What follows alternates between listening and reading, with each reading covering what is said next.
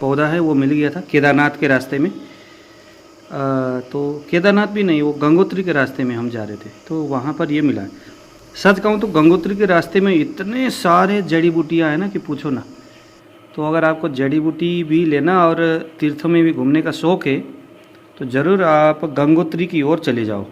हरिद्वार से गंगोत्री महाराज रास्ते में बहुत तगड़ी तगड़ी चीज़ें मिलती है।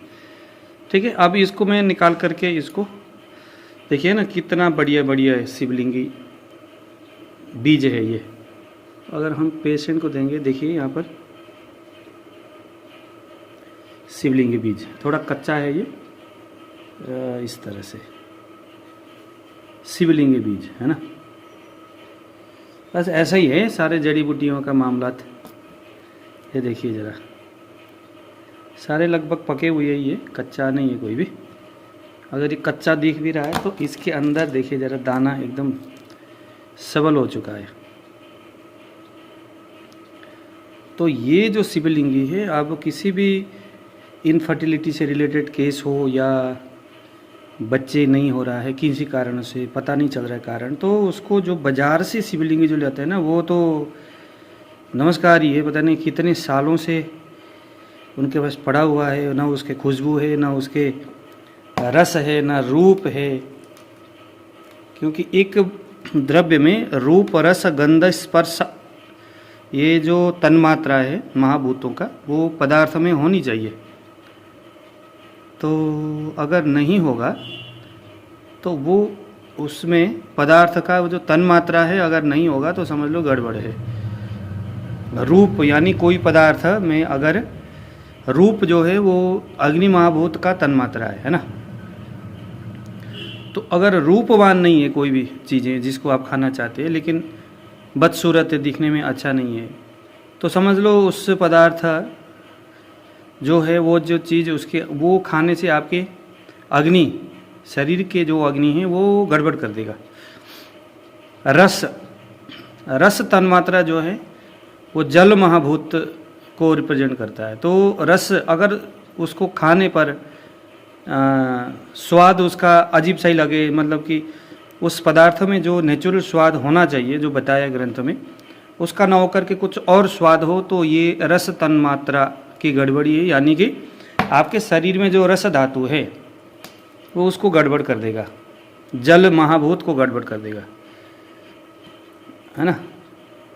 अब आ गया गंध। गंध तन्मात्रा जो आपके नाक से उसकी खुशबू नेचुरल होनी चाहिए, है ना। बदबूदार हो तो क्या करेगा, गंध तन्मात्रा आपके पृथ्वी महाभूत को रिप्रेजेंट करता है, उसको वो प्रभावित करता है।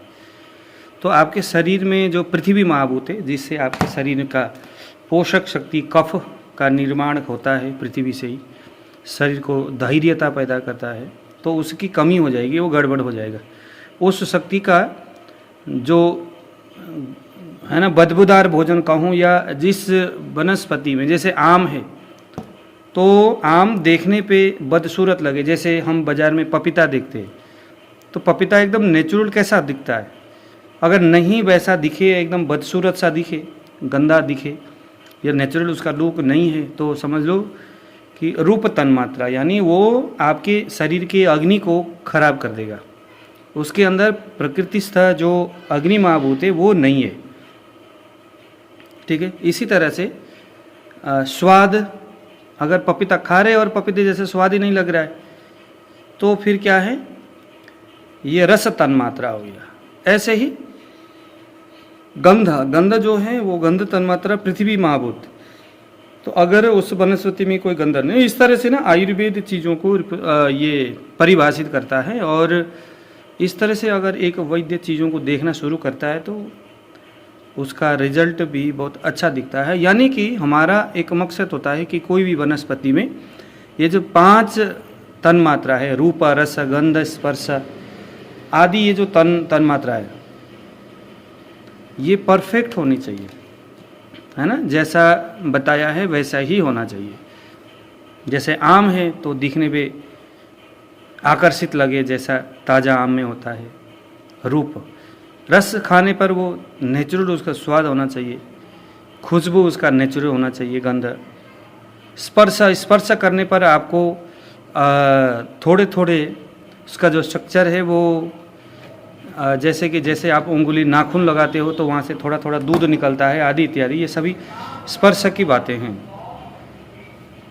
तो ये सब होता है तो फिर समझ लो कि एक पदार्थ में ये महाभूत की संगणना हम उसको आयुर्वेद के दृष्टिकोण से देखते, तभी वो पदार्थ शरीर के अंदर जाएगा और अपने महाभूतों का अपने अपने रस गंध आदियों से उसका सिंचन करेगा, संवर्धन करेगा, उसका निर्माण करेगा।